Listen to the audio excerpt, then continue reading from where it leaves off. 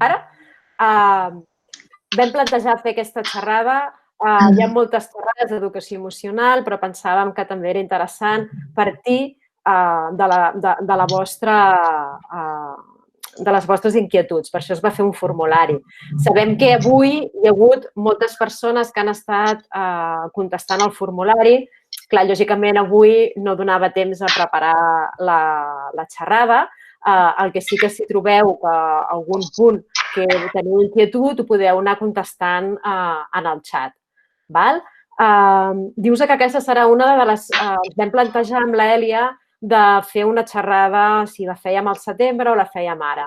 Pensàvem, i s'ha demostrat, que ara també és un bon moment, ara que ja hem acabat el curs, que tenim aquestes inquietuds, treballar-ho ara i també fer una altra sessió de continuació al setembre.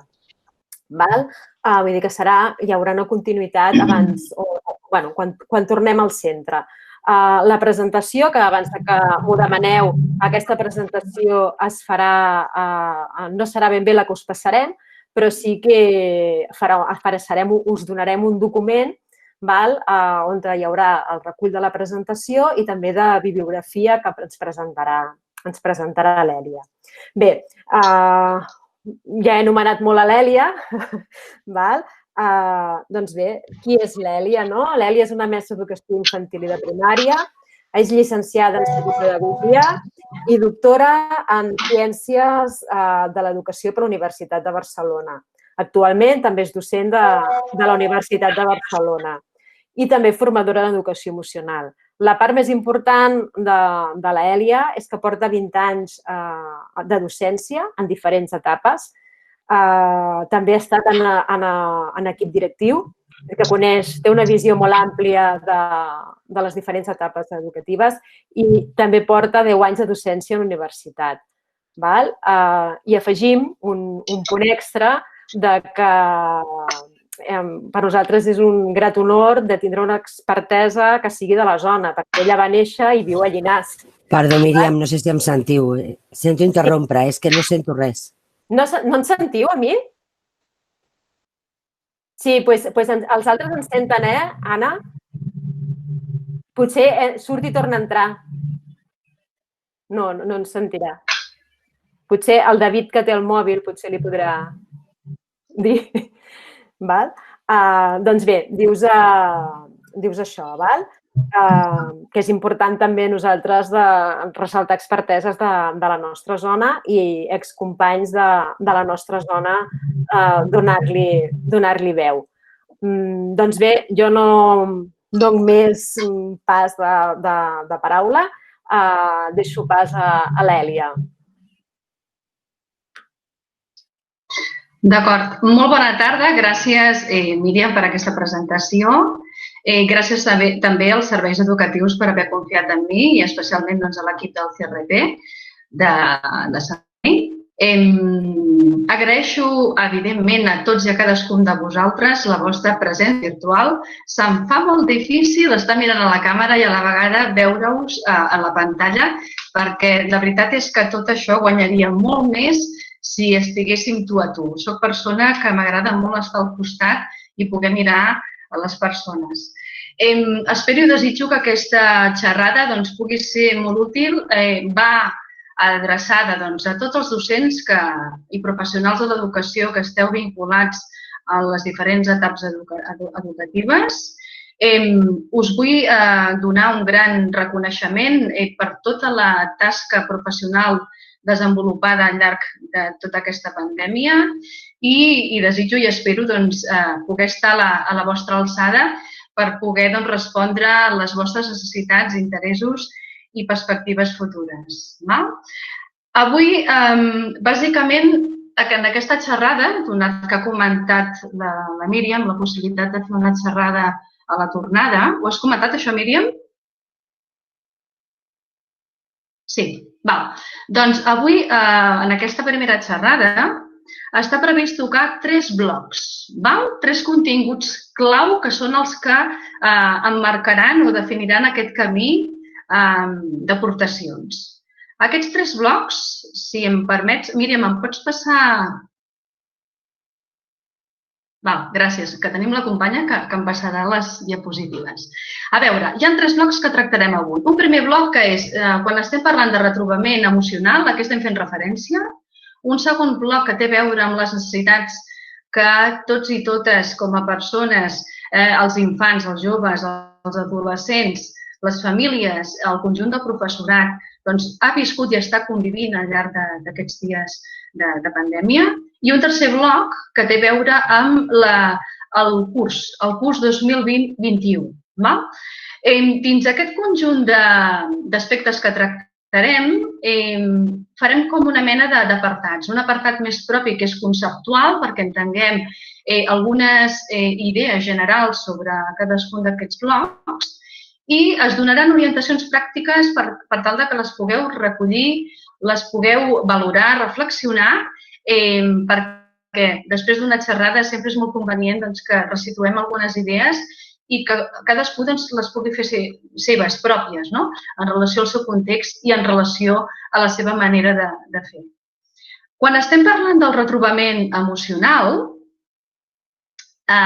estem parlant d'una trobada on hi ha persones i aquestes persones tenen emocions.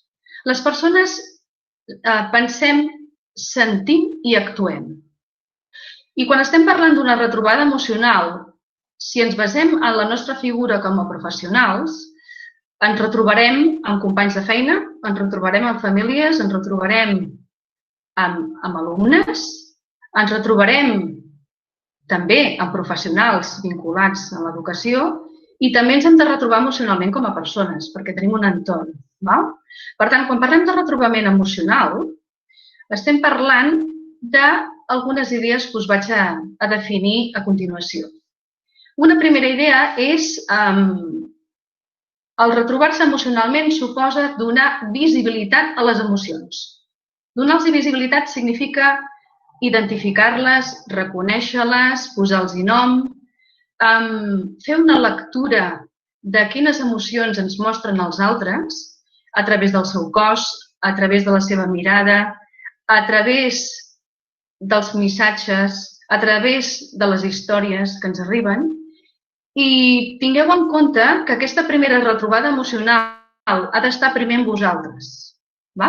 Vosaltres us heu d'identificar, reconèixer, acceptar, legitimitzar les emocions que esteu vivint, no només en aquest procés de pandèmia, sinó que ha de servir perquè aquest retrobament emocional configuri i formi part de la vostra vida no només personal, sinó professional, i que no acabi sent un fet puntual. El retrobament emocional és un aspecte que ha de marcar la nostra línia present i futura. Com a futurs, com a professionals que estem vinculats en la formació de persones, el retrobament emocional ha d'estar present ara i sempre. Altra banda, quan estem parlant del retrobament emocional, estem parlant que el centre d'atenció és la persona. I parlem de persona com a singularitat. Veureu, descobrireu, escoltareu experiències emocionals molt particulars i molt singulars. Hi haurà persones que us explicaran que la seva experiència en la pandèmia ha estat molt positiva i d'altres negativa. Ha creat un impacte diferent en cada persona, en cada entorn i en cada context. Per tant, quan estem parlant d'humanitzar l'educació, estem parlant que tinguem en compte que les persones en les quals estiguem interactuant porten una motxilla i una història de vida i que hem de saber escoltar-la. Acompanyar dins aquest procés de retrobament emocional és important. Acompanyar significa estar al costat, significa no jutjar, significa escoltar i donar un suport totalment incondicional, sense que això posi en situació la balança de criteris avaluatius, en aquest sentit. Estem al costat de les persones per protegir-les, no per sobreprotegir-les. Això significa que els infants, els joves, els adults, tots hem de viure les emocions, totes, tant positives com negatives, perquè totes tenen una funcionalitat. Ens informen de com ens sentim, ens informen del nostre voltant. A més, tenen una funció totalment adaptativa. Gràcies a elles ens podem adaptar davant de nous canvis. Sempre i quan, si davant de les vivències, tant siguin positives com negatives, som capaços de gestionar les emocions, ens sortirem tots molt més enfortits. Per altra banda, el retrobament emocional ha de tenir una finalitat molt clara, que és proporcionar benestar i equilibri emocional. Això significa que primer vosaltres us heu de mantenir dins la línia del benestar. Les situacions que puguem viure és evident que poden aportar-nos benestar o malestar. Però la nostra fita sempre, en tot moment, en aquest retrobament, està perquè la persona pugui evocar el seu malestar des del benestar, és a dir, des de l'acollida, des del no jutjar negativament, al contrari, des de l'acceptació, des de l'acostament. Per això estem parlant del contribuir en aquest benestar. I a la vegada equilibri. Per què? Doncs perquè està més que demostrat que quan donem lloc a les emocions, a la presència educativa, s'acaben, evidentment, desenvolupant unes eines i uns recursos personals que ajuden a que la persona sàpiga adaptar-se davant de noves circumstàncies. A part de que l'equilibri emocional és important perquè en el camp educatiu, ja ho sabeu, que els aprenentatges estan condicionats per les emocions que sentim. I, evidentment, les emocions juguen un paper molt important en la nostra salut, en la nostra educació, en l'autoconeixement i, evidentment, en les relacions i en la convivència.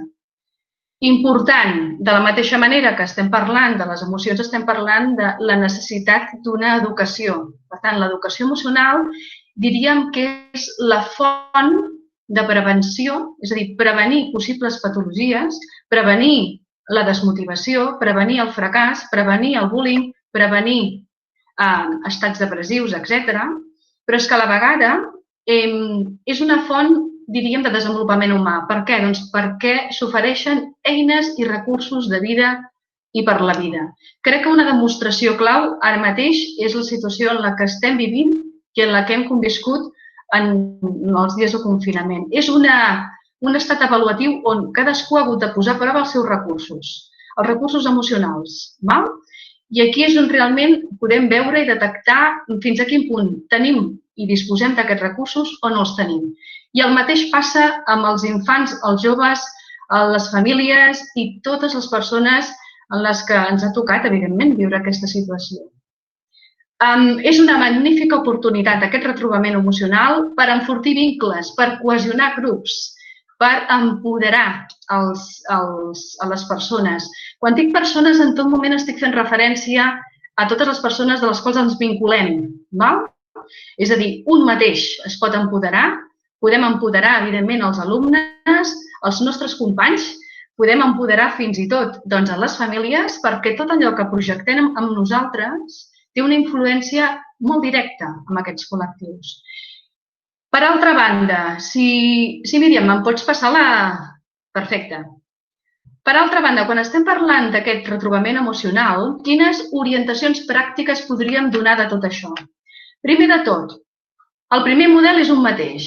Per tant, si esteu interessats en fer un veritable i un autèntic retrobament emocional, primer passa en que vosaltres us obriu a compartir el vostre món emocional. Si el compartiu, abocarà un efecte directe cap a les persones que us envolten. Ja ho sabeu que tenim les neurones mirall, que justament són un gran exemple d'això. Però és que si no ho feu, igualment esteu influenciant. És a dir, una persona, quan no comparteix les seves emocions o sentiments, també està mostrant a no fer-ho. Per tant, d'alguna manera o altra, la vostra influència hi és. A més, hi és amb la manera en què us relacioneu, amb la manera en què parleu, amb la manera en què doneu les assignatures, amb la manera en què gestioneu les vostres emocions i les emocions del grup, de cadascuna de les persones. Vaja, que està És transferible en qualsevol moment. Per tant, sí o sí, jugueu un paper importantíssim i per això la figura del nou perfil, diríem, professional del segle XXI està en justament desenvolupar competències emocionals i sentir-se competent davant d'aquesta transferència. Quan estem parlant de retrobament, una altra orientació pràctica és que totes les persones, tots els infants, tots els alumnes, tots els joves han de saber què són les emocions. Hem de parlar d'això. És a dir, una persona pot preguntar-li a una altra com està, com s'ha sentit, però hem d'explicar-los què són les emocions, per què serveixen, per què hem sentit por. Saps que sentir por és una manera d'avisar-te d'un perill? Les emocions ens parlen, ens diuen. Una persona quan sent tristesa és perquè ha rebut algun tipus de pèrdua. És molt alligerador, molt consolador sentir que quan tu sents una emoció és perquè al darrere t'està dient alguna cosa, algun missatge. I és cert, ens diuen i ens donen missatges. Altre aspecte important. Hem de deixar molt clar que tots tenim una herència emocional. Tots i totes hem rebut una educació on potser no han estat molt conscients o molt presents les emocions. Potser ens han tendit a reprimir-les o prohibir-les. Hem de descobrir si realment és el vostre cas i pot passar que sigui així. Per tant, és una bona oportunitat també per vosaltres, en quant a orientació pràctica, revisar la vostra herència emocional perquè descobrireu que hi ha moltes herències emocionals dels infants i joves que són rèpliques directes de l'educació que han rebut els seus pares i de l'educació que han rebut des de l'escola, on moltes d'elles han vingut a reprimir les emocions negatives, a no permetre les emocions negatives, a no expressar-les o fins i tot a viure-les com un punt vulnerable, quan és una oportunitat de creixement essencial. A més, quan estem parlant de conèixer les emocions, també hem de saber, i tota persona ha de saber, i per tant els infants i els joves han de saber, que tenim i hem de conèixer eines per gestionar-les. D'acord? Si un sent por i retroalimenta la por, pot acabar estant malalt, pot patir conductes impulsives, pot tenir reaccions agressives. Hem de saber diferenciar entre el que sentim i el que actuem i el que pensem. I això també és molt consolador. Que un infant o un jove et digui puc sentir por? I tant que sí que la pots sentir. Però anem a veure què fem amb la por, perquè les emocions negatives o intenses ens porten a descontrols. Un altre tema important dins d'orientació pràctica.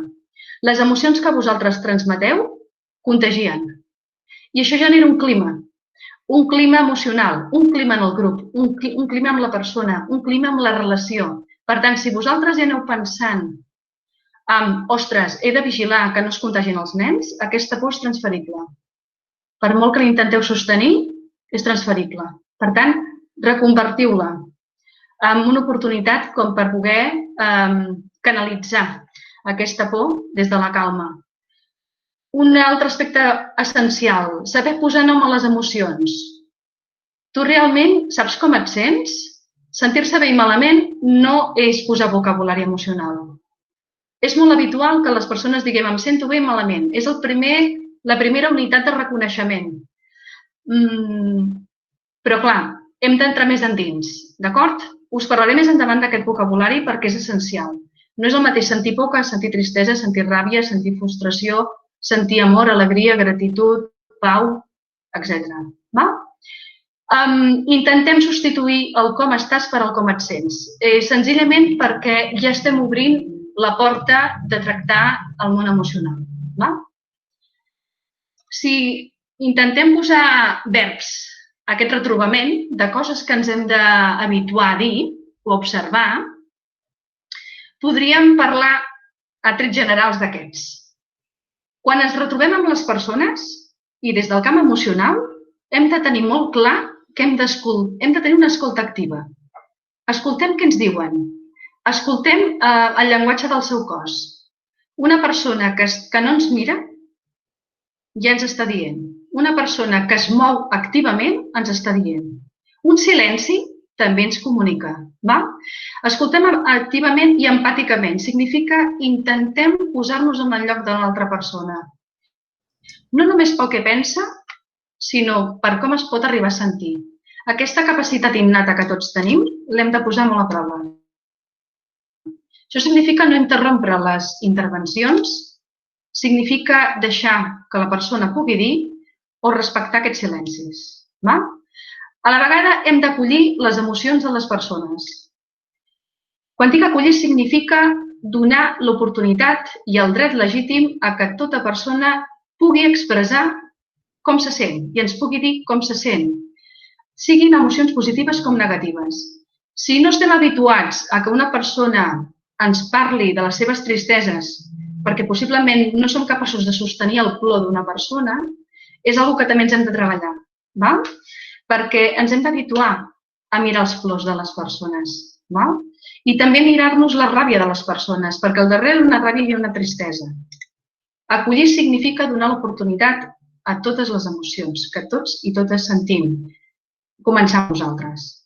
Mostrar afecte. En tot moment hi ha d'haver-hi el reconeixement de que tot el que ens està mostrant aquesta persona és d'admiració, d'estima i d'apreci. Hem de valorar-ho. S'ha de fer una valoració des de l'afecte. Un reconeixement en positiu. Agraeixo que hagis volgut compartir com et sents.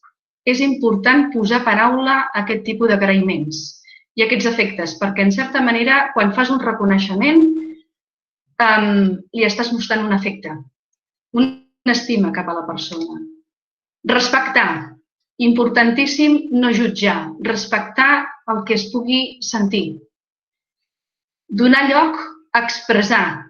Les persones expressem les emocions a través del llenguatge verbal i no verbal. Hi ha persones que l'expressen a través de la música, cantant. Hi ha altres persones que ho fan bellugant-se. Altres persones que ho fan a través del dibuix. És a dir, tota la multitud d'expressions, per exemple, els més petits, quan dibuixen, és un gran manifestador del món emocional. Cada nen i nena, cada persona, té diversos canals per expressar. Hem de descobrir quin és aquest. Observar, identificar i reconèixer les emocions és importantíssim. Observar significa parar atenció a la persona, al sentiment i a l'emoció que ens mostra. Identificar, donar-li una veu amb veu alta, un lloc, posar-li un nom i reconèixer-la. Reconèixer que allò que està sentint l'altre, tu també ho pots estar sentint. Compartir. És importantíssim que en un retrobament emocional hi hagi espais on puguem compartir les nostres vivències. Compartir és estar al costat. Compartir significa mirar, escoltar, expressar i dir que estic per ajudar-te.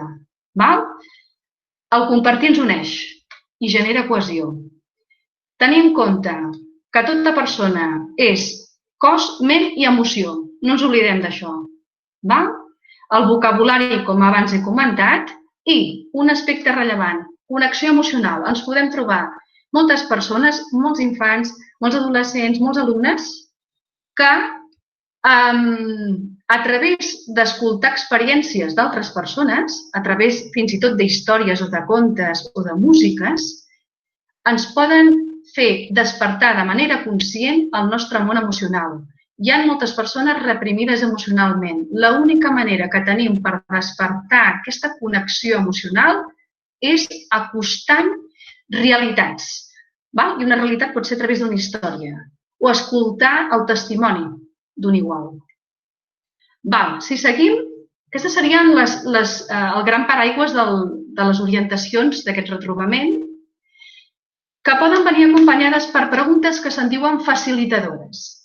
Aquestes preguntes que poden convidar a preguntar-se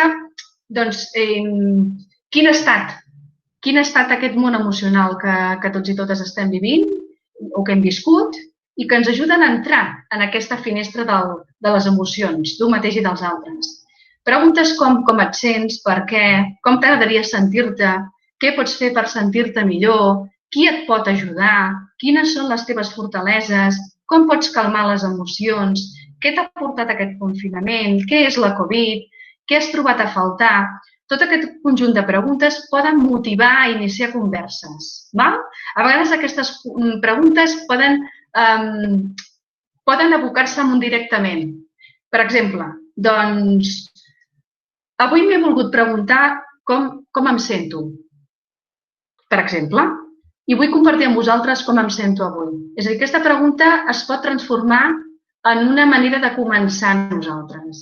I aquí és on realment estem parlant d'aquesta influència, la vostra influència emocional, de la qual veureu i descobrireu que molts nens reprimits s'acaben obrint, sobretot si aquest tipus d'orientacions pràctiques que us dono es tenen en compte no només per al primer semestre, sinó al llarg, a partir d'ara, com a vincle de relació i de convivència i d'ensenyament en l'escola, per intentar donar aquestes eines que us comentava i recursos, perquè les eines i els recursos, si no es practiquen, no acabem sent competents amb elles, no les transferim. Per tant, és algo puntual i fins i tot ho poden viure com algo molt poc familiar, sinó com alguna cosa estranya. Si avancem en el tema, ens anem al segon bloc. Al segon bloc us vull exposar, ja sé que en tot moment estic parlant d'infants i joves i a vegades parlo d'alumnes, i és senzillament perquè cadascú de vosaltres pot tenir una visió de com veu la persona. Si la veu com un alumne, en el sentit que es pot interpretar com anem a mostrar aprenentatge, anem a desenvolupar aprenentatge, o en aquest cas estem parlant més de la figura de l'edat, més pròpia. M'agradaria dir-vos i donar veu al que han sentit, al que han viscut nens i nenes de 3 anys fins a 16 anys. Aquesta informació ha estat obtinguda a partir d'una plataforma on els infants i els joves han pogut escriure sobre com estan vivint això. Justament els grans oblidats, d'acord? I dels quals necessitem justament ampliar la seva veu, donar-los veu, perquè tot el que han viscut ells realment aporta una gran necessitat. Mireu, algun missatge. Per exemple, una nena de 3 anys que et parla de la Covid i ho viu des de la por. Hi ha un bitxo dolent que fa que no puguem sortir de casa. Aquests missatges que esteu sentint són missatges que quan són petits són missatges que han sentit o que els ha explicat algun adult. A infantil acostumen a ser rèpliques dels adults. Anem a escoltar la Paula de 6 anys. Papá y mamá lo están llevando mal porque están malos. És evident. Hi ha casuístiques, al igual que tots vosaltres, o heu patit la malaltia, l'ha patit un familiar, o d'alguna manera o altra heu estat presents amb aquest testimoni. Per tant, us podeu trobar aquest tipus d'històries en la que hi ha una preocupació pel malestar emocional que han viscut els seus pares. Per tant, els nens i nenes porten motxilles carregades d'emocions que han viscut amb les seves famílies, tant siguin positives com negatives. Ens podem trobar fins i tot el testimoni del Rodri, que ens parla de que considera que el confinament ha estat com una presó i que d'alguna manera o altra no ha pogut socialitzar-se. És evident. Una de les grans necessitats que han demostrat és la necessitat de retrobar-se amb el seu igual, aquest retrobament emocional des de l'igual. I el moment de la relació, és a dir, del joc, de la diversió, del sortir a l'exterior, doncs ha estat clau. També ens podem trobar altres, per exemple, nens i nenes que es pregunten com és el futur, ¿cómo es el futuro de mis sueños después de la del Covid-19? Com serà? Per tant, es perd aquesta esperança futura. A més, hi ha hagut fins i tot testimonis positius. Per exemple, tenim el cas de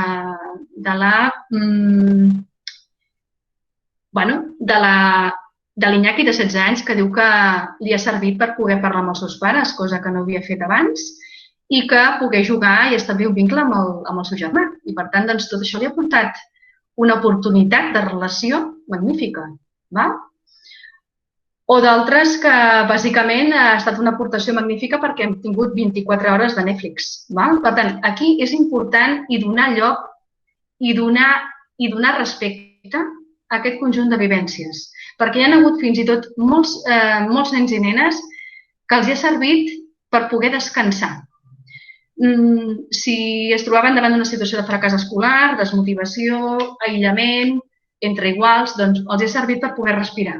Per tant, aquí és com que hi ha una gran configuració. Aquests testimonis, si els ajuntem... Sí, Míriam, em pots passar, sisplau, la imatge? Amb els missatges, els dibuixos que hem anat podent recollir durant aquest temps, podem veure que tots i totes, com a persones, necessitem sentir l'esperança, necessitem sentir la confiança, necessitem traslladar els nostres ànims, perquè som éssers socials, necessitem transmetre a la persona que estem al seu costat. Aquests missatges ens venen a evocar agraïments, reconeixements, suports emocionals absoluts i, per tant, la necessitat de voler estar al costat. Totes aquestes eines que us estic mostrant us poden servir com a eines justament per entendre les realitats, però a la vegada per poder acostar aquestes realitats a les persones. Continuem. Els testimonis que podem també tenir en directe són els vostres i també els de les famílies. I aquí, doncs, bàsicament he volgut recollir alguns d'ells que heu aportat a través de la plataforma i que, en certa manera, venien a coincidir amb d'altres que també les famílies han pogut dir a través d'enquestes. Primer de tot, tenim com una certa necessitat en saber com atendre les emocions dels infants i dels joves. Doncs les hem d'atendre des de la calma, des de l'acceptació, aquest retrobament que us he comentat abans. Tingueu en compte aquestes línies d'orientació pràctica. També la necessitat de disposar d'eines i recursos. És a dir, hi ha com una necessitat de saber què puc fer amb tot això. I aquí és important que si això es necessita és perquè no s'ha rebut o no s'ha obtingut, o bé perquè la formació inicial que hem rebut no ens ha ofert la possibilitat, o bé perquè dins el camp educatiu no s'està tractant això. Per tant, crec que és una necessitat que l'hem de reconvertir com a oportunitat de creixement professional i personal. Entendre que la incertesa, què passa amb la incertesa? Està clar que hem de saber conviure amb l'incertesa. Ara mateix hem de viure el present, és una cosa que hem d'intentar inculcar també amb la nostra essència humana, que és disfrutar més de l'aquí i ara. El que pot passar d'aquí una estona és incontrolable, no ho sabem. Hi ha coses que sí, altres que no. La incertesa ara mateix és un dels grans escenaris. Tampoc sabem com ens podrem incorporar el mes de setembre, tot i que la setmana que ve poden haver les instruccions d'inici de curs, però sí que està clar que hem de saber conviure amb l'incertesa, d'acord? I això significa tenir pensaments alternatius, tenir la possibilitat de viure les emocions que podem viure sense recrear-nos amb aquesta por de no saber el què. Tipologia de problemes que es poden presentar. Hem de ser molt conscients que cada persona, cada alumne, cada infant, cada jove, vindrà amb una motxilla plena d'experiències i realitats que ha construït. Després entraré en precisió. L'apropament amb l'alumnat sense contacte físic. Està clar que el distanciament social hi ha d'estar present. Crec que es tracta de crear eines de relació conjuntament amb els nens i nenes, nous codis de relació, on els nens sàpiguen que els estem donant una abraçada. I aquí podem trobar moments molt originals. Des de et trasllado una abraçada, l'agafes, d'acord? O, per exemple, hi ha escoles que s'han proposat que es puguin posar bata i puguin anar amb la protecció perquè es puguin abraçar, perquè sí que és cert que el contacte físic és molt necessari. No només per a aquestes circumstàncies, sinó que és una necessitat vital. Necessitem el contacte, si no acabaríem malalts. I el contacte físic, el tacte afectiu, tothom ho necessita. practicant potser més l'autoabraçada, d'acord? Això estic donant eines de com intentar gestionar, però hem de fer present que els hi volem donar aquesta abraçada, perquè una abraçada té un aliment emocional diferent al que pot tenir una paraula. Cal parlar de la mort? Sí, cal parlar de la mort. Des de la visió i des de l'enfoc que vosaltres desitgeu. Hem d'acceptar que hi ha hagut morts i que la mort forma part de l'etapa de la nostra vida. Vull dir, no només per al tema de la Covid, és una cosa que hem d'anar entrenant-nos, i perquè no ens han educat per això, però si parlem de la mort és més fàcil que sapiguem acceptar la mort. Com conèixer el món emocional dels infants i joves? Doncs primer començant amb tu mateix i obrint les portes d'aquest diàleg del cos, del diàleg verbal, aquest vocabulari, això que us he comentat abans. Com fer l'acolliment? Crec que ha quedat una mica resolt, almenys aquesta primera part. Com gestionar les emocions? També parlarem d'alguns aspectes al final, en propostes. Com treballar la Covid? Doncs, a partir d'aquestes històries, després us respondré més concretament. Quin és el nostre paper? Doncs el vostre paper està justament estar al costat. Estar al costat i educar. No perdeu la visió que sou educadors, perquè tot el que feu o no feu és educatiu. I el com fer aquest acompanyament. Si seguim, en quant a orientacions pràctiques, mirem el pot passar, perfecte. Tinguem en compte que la nostra intervenció sempre ha de ser atendre de manera personalitzada les emocions. Això significa que ens podem trobar nens que ens demanen o ens reclamen la nostra presència. Hi haurà nens que ens poden rebutjar. Nens, infants joves. Els més petits poden tenir tendència a tenir regressions, però és que els adolescents també. Podem veure o detectar conductes regressives o fins i tot algunes agressives. És una manera de manifestar justament el malestar emocional. Són avisadors. Hem d'acceptar l'emoció, no hem d'acceptar la conducta. Per tant, podem dir, puc entendre que et sentis enfadat, enutjat, però no accepto que em peguis, o no accepto que m'insultis, o no em sento. D'acord? Hem de saber diferenciar. Entendre les necessitats de cada persona i empatitzar amb cadascun d'ells. Primer, empatitza amb tu mateix. El que pots arribar a sentir tu, connecta amb aquesta emoció que tu sents, perquè et serà més fàcil que puguis connectar amb els altres. Si tu no ho vius i no t'ho treballes amb tu, és molt difícil que ho puguis fer amb l'altre. Les relacions i la dimensió humana suposa això. Informar què necessita l'infant i el jove. És important que si detecteu casos on es mostren conductes fora de l'habitual, informeu. Informeu a les famílies, informeu als companys perquè observin. Aquí, quan dic companys, estic parlant de que tots els mestres haurien de ser els grans acompanyants emocionals, no només els tutors. Tots els mestres estem implicats i hem d'estar al servei de tots els estudiants. Més cosetes.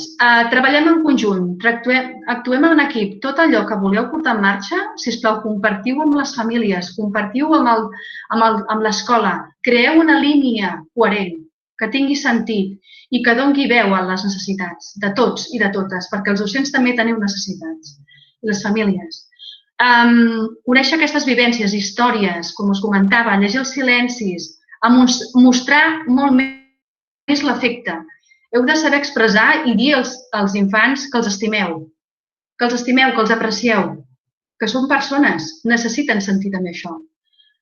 Crear vincles de relació i comunicació. Reconèixer l'altre, tractar les pèrdues i els dols, donar veu a aquestes necessitats, posar en veu alta aquestes conductes que veieu, que es mostren, transmetre aquesta confiança i donar aquestes eines. Si ens anem en unes imatges del Tonuzzi, m'agradaria compartir amb vosaltres. El Tonuzzi diu que els nens com viuen aquesta situació. Doncs, si este virus sigue, arriesgamos de aprender demasiado. Els nens i nenes, molts d'ells han viscut oportunitats que des de l'educació no ha pogut ser possible, però des de casa sí. Fins i tot el missatge, doncs, caramba, no s'escuchen. El tema de donar veu a aquests testimonis, d'aquestes històries, Missatges com tot anirà bé, projectem aquesta visió futura, present, i fins i tot una estratègia d'enfrontament, de com gestionar les emocions, és posar-li humor. Posar humor al coronavirus. A aquest virus li podem posar humor. Es diu coronavirus perquè s'assembla molt a les corones de la magrana, per exemple. Hi ha molts nens i nenes que fins i tot juguen al joc del coronavirus. No sé si l'heu sentit parlar, però existeix un joc que se'n diu coronavirus. A vegades podem viure-ho des de la frivolitat, però us he de dir que són estratègies d'enfrontament. És a dir, els nens es consolen parlant i inventant-se creativament aquest tipus d'eines. Si ens anem a l'últim bloc, em passes? Sí? Aquí és el bloc en el que direm, curs escolar 2020-21, doncs li heu de donar una benvinguda positiva, una benvinguda que cal celebrar. Hem de celebrar aquesta trobada, aquest retrobament. Per tant, la vostra visió futura ha d'anar pensada en tornar a veure de nou aquestes persones, a tornar a veure de nou l'escola, a tornar a exercir aquesta professió en directe, celebrar-ho com a tal. I, per tant, us heu de preparar i una visualització de cara a aquest futur, visualitzeu-la sempre positivament perquè us ajudarà molt més a entomar la situació. Quin tipus de propostes podem fer, a part de celebrar aquesta retrobada que podem fer a l'escola? Doncs proposar-nos desitjos per al nou curs. És important saber què esperem d'aquest nou curs, un desig que tots i totes podem treballar. Crear un espai sistemàtic i transversal de retrobaments emocionals. Per tant, hi haurà moments en què haurem d'estar tots junts com a grup, hi haurà moments que haurem d'estar en petit grup, hi haurà moments que convé tenir una retrobada emocional individual. És important respectar aquestes maneres organitzatives. Per tant, marqueu rituals al llarg d'aquest nou curs on hi hagin aquests retrobaments emocionals, però de manera visible, real, que estiguin fixats. Això és el que donarà sentit a aquesta transferència i a aquest acompanyament real. Preparar cartes de retrobada. També, que cadascú pugui escriure una carta. Crec que és molt maco que pugueu escriure una carta de retrobada per a aquests futurs, diríem, alumnes que tingueu, que potser són els mateixos o potser en seran d'altres. Recollir els dibuixos, històries i vídeos i tot el que hagin pogut produir aquests nens i nenes, perquè són evidències i són històries de vida. Saber què saben els nens i joves i les seves famílies sobre la situació. Aquí descobrireu que hi ha nens, des de la infància veureu nens que fan rèpliques dels missatges dels pares i pares que potser tenen una visió parcial de la Covid, uns que poden traslladar testimonis desoladors. M'he quedat sense feina, la mama no té feina, no tenim diners, ens hem quedat sense casa, he estat sol, a testimonis d'un altre estil com he après a cuinar, la mama m'ha ajudat o el papa m'ha ajudat molt, he pogut estar amb els meus amics des d'una via virtual, però he pogut. I per tant, aquí hem d'entendre que aquestes històries hi són. Mireu, a infantil són històries que directament els nens les evoquen a través del seu cos. Només un nen agafant-lo amb l'atenció corporal ja podem veure quina motxilla emocional pot tenir. I a mesura que poden parlar i que poden desenvolupar el seu llenguatge d'una manera més clara, descobrireu els missatges que han sentit per part dels adults. A primària són elaboracions que han pogut fer a través del que han escoltat els pares i del que han vist dels mitjans de comunicació, perquè els nens veuen i escolten molt més del que ens pensem. Adolescència. Aquí hi ha un pes molt important amb tot el que em diuen els meus iguals. El que em diu la família, però un gran pes el que diu el meu igual. Tot allò que diu el meu igual té un valor importantíssim. Per tant, si el meu igual m'ha dit que no passa absolutament res, doncs si no tinc la capacitat com per fer-me responsable de mi mateix i de la situació, acabaré fent el que em diu el meu igual. Per tant, té un pes molt important. Heu de conèixer aquests iguals. Aportar vivències a partir de contes, històries, vídeos, tot això el que ajuda és a connectar aquesta part inconscient emocional i, per tant, doncs, ho podem fer amb els més petits a través de titelles, explicant contes, aportant testimonis d'aquests missatges que us he comentat, senzillament aportar la vostra experiència i és un primer punt per connectar amb aquestes emocions que estan dins el seu inconscient però que volem fer conscient i és una molt bona manera per començar. Diari emocional, si ens habituem a escriure tot allò que sentim, ens ajuda molt més a gestionar les nostres emocions. Gestionar les emocions significa parlar, escriure, entre altres. Cuidadors emocionals. Mireu, de la mateixa manera que un adult pot protegir emocionalment els nens i nenes, els infants, un igual pot ser un cuidador emocional.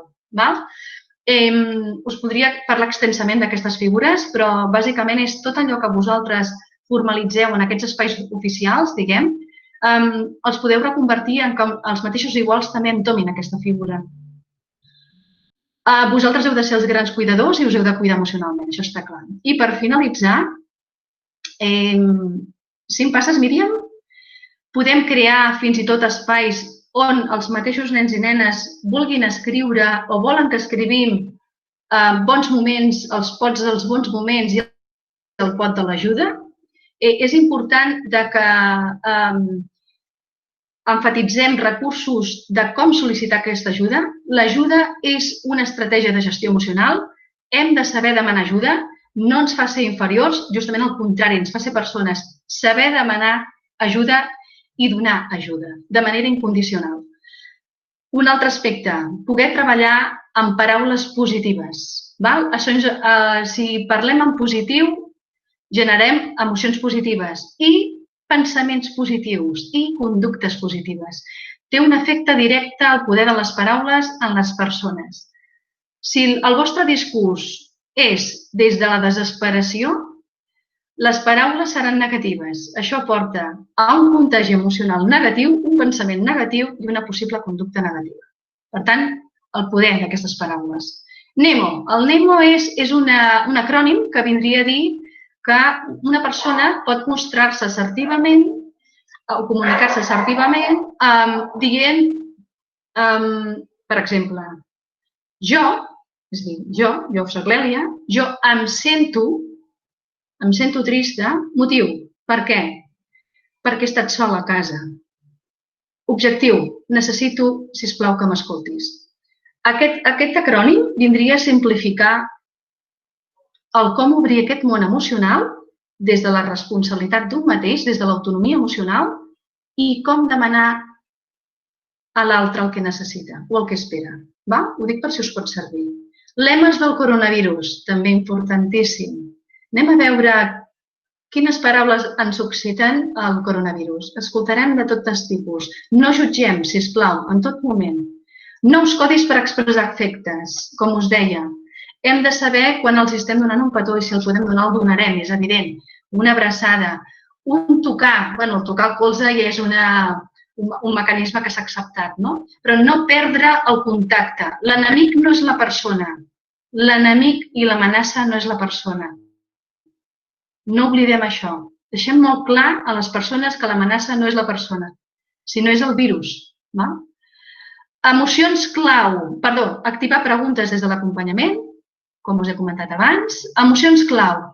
Mireu, les que estan marcades de color negre, la por, la tristesa, l'alegria, l'enuig, són emocions bàsiques que s'han de treballar des de l'educació infantil. Hem de parlar d'elles i les hem de transferir a través de contes, vivències, experiències, titelles, cançons. Les hem d'obrir, les hem de compartir. A partir d'aquí anem a obrir d'altres, més complexes. Altres emocions clau. A part de la por, tenim l'angoixa, la tristesa, l'alegria, l'amor, l'enuig, la gratitud,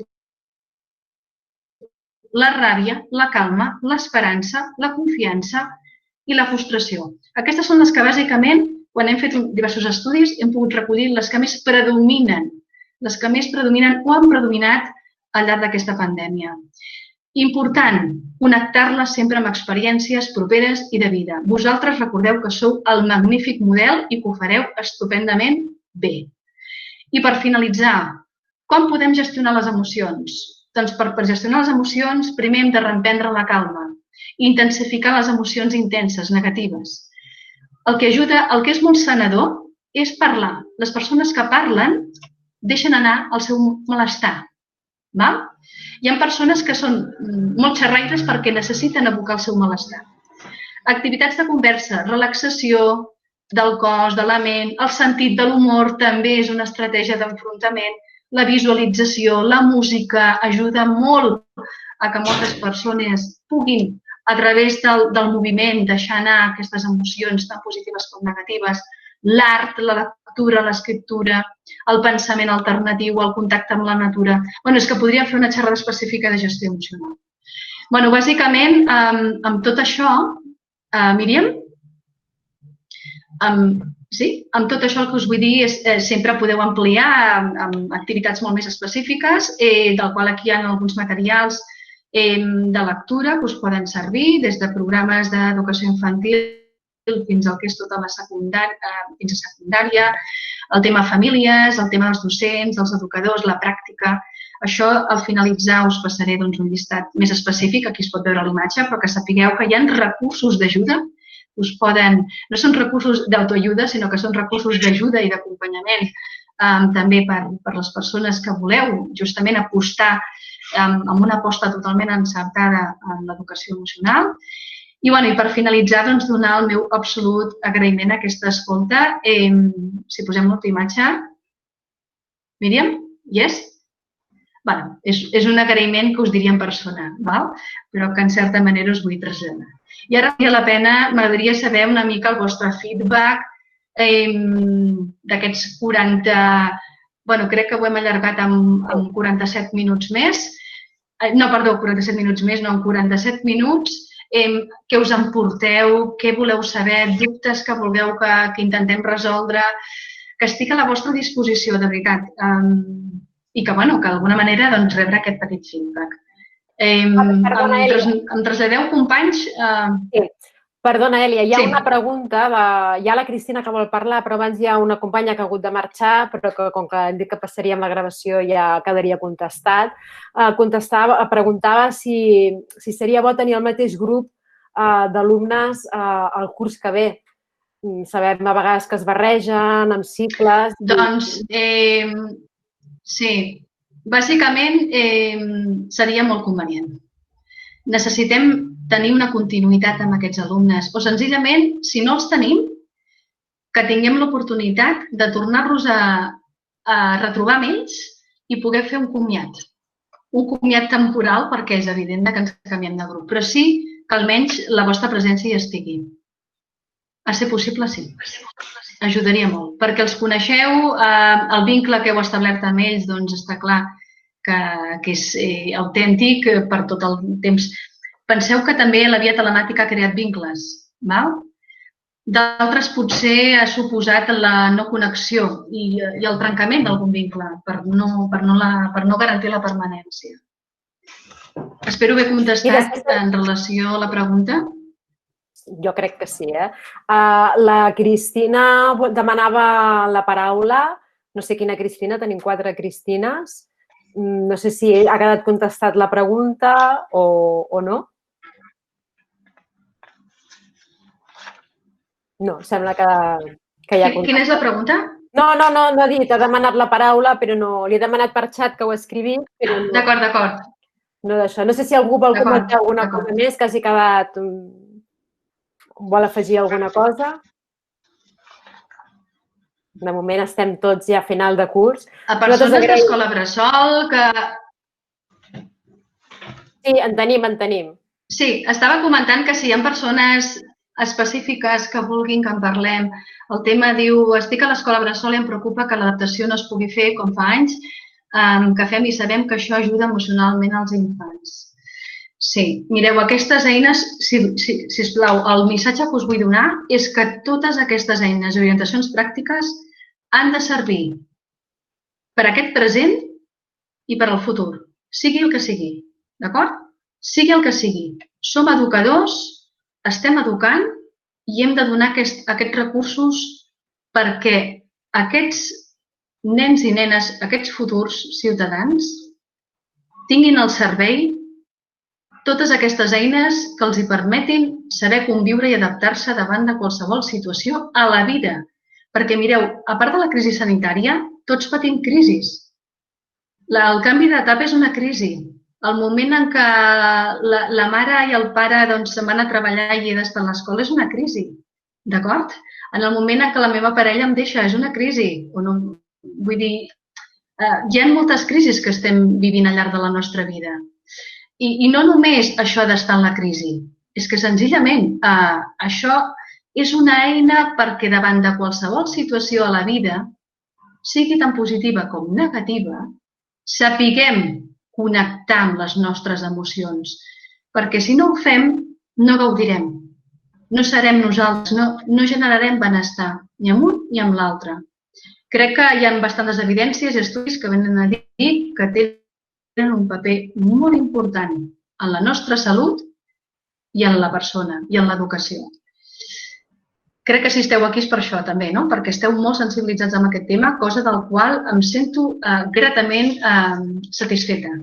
Veure persones com vosaltres que generareu justament noves maneres de fer, transformareu aquesta educació i la fareu primer començant per vosaltres.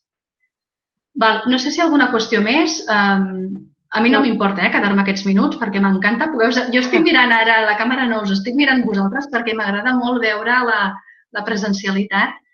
La veritat és que sento com un acompanyament emocional molt més gran. De moment, si algú vol obrir el micro i ja no fa falta que escrigui pel xat, si no pot comentar-ho directament. Jo crec que tothom ja està rebentat, tothom està cansat ja d'aquests mesos de confinament. Sí.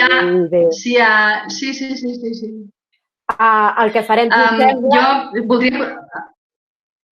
No, deia que el que faré, si us sembla, és demà us enviarem un formulari de valoració molt senzillet, molt curt, i el que us demanarem és per la xerrada de setembre de tot el que ens ha explicat l'Èlia, quin punt us agradaria desenvolupar més, perquè seria, seguint la mateixa línia d'actual, a partir de les vostres necessitats. Digue'm, si algú demana la paraula. Perdona, Míriam, és que abans de que marxi ningú, és un tema pràctic, però com que hi ha gent que entra des de correus, que són personals o són d'escola, no sabem qui són. Jo he passat llista, però estaria bé que contestéssiu tots aquest formulari que us he posat al xat per tal de saber qui ha assistit a la conferència i tenir el registre, d'acord? Per això és la manera més fàcil, perquè és que hi ha gent que entra amb correus o bé que són personals, no són, sap, d'Xtec o el que sigui, i no ens queda constància després de la persona que ha entrat. Llavors és res, només posar el nom, cognom i el mail. Perdoneu. I us deixo que acabeu. Sí. Sí, David, és que quan l'ordinador tens diversos correus oberts passa això, perquè jo volia entrar amb l'Xtec i se m'ha entrat un personal. Temes de... Míriam, em deixes comentar... Sí. Míriam, puc tancar amb un comentari? Sí. Abans que se m'oblidi. Mireu, les persones que encara continueu aquí, que m'encanta poder-vos veure, mireu, nosaltres des de la universitat justament soc membre d'un grup de recerca, el grup de recerca en orientació psicopedagògica. Només que entreu en el cercador, buscador, poseu GROP, GROP, Universitat de Barcelona, a part que és un espai on hi ha molts materials i també veureu quines línies de treball estem fent a nivell de formació també. Dir-vos que aviat i properament rebreu per part del CRP una enquesta que ens aniria de veritat de molt bé recollir les vostres evidències, perquè el que volem és recollir les necessitats que s'han detectat a nivell de docència i la influència que això ha tingut, l'impacte que ha tingut la Covid en el món emocional, i a partir d'aquí construir unes eines d'acompanyament que puguin anar adreçades més pròpiament als docents. Ho dic perquè seria d'una gran ajuda que poguéssiu participar en aquesta recerca, que és una enquesta, que molt breument us farà arribar des del CRP. Un cop dit això, doncs, jo vull donar un absolut agraïment per la vostra escolta activa i empàtica, que segur que ha estat així. Cuideu-vos moltíssim. Espero i desitjo que ben segur que serà així, que vosaltres li donareu un toc més personal a tot això que s'ha pogut oferir. Espero haver arribat a les vostres expectatives i poder-us conèixer en presència i preguntar justament què us heu emportat d'avui. I quines emocions us han acompanyat. Per part meva, doncs, molt agraïda i un plaer haver-vos acompanyat en aquesta presencialitat telemàtica. Gràcies, Míriam, a tu i a tot l'equip. Jo, per part meva, doncs, jo donaria per finalitzat la meva part, però estic a la vostra disposició. Moltíssimes gràcies, Èlia. És un encant. Dir que de l'Èlia ens coneixem des de la universitat i és un plaer les sinergies, els vincles que s'estableixen, encara que sigui entre pantalla i pantalla, poder col·laborar conjuntament. Moltíssimes gràcies, Èlia. Ens retrobem Igualment. al setembre. Doncs finalitzem la sessió. Moltíssimes gràcies. D'acord. Gràcies a tu tots. Gràcies. Fins aviat.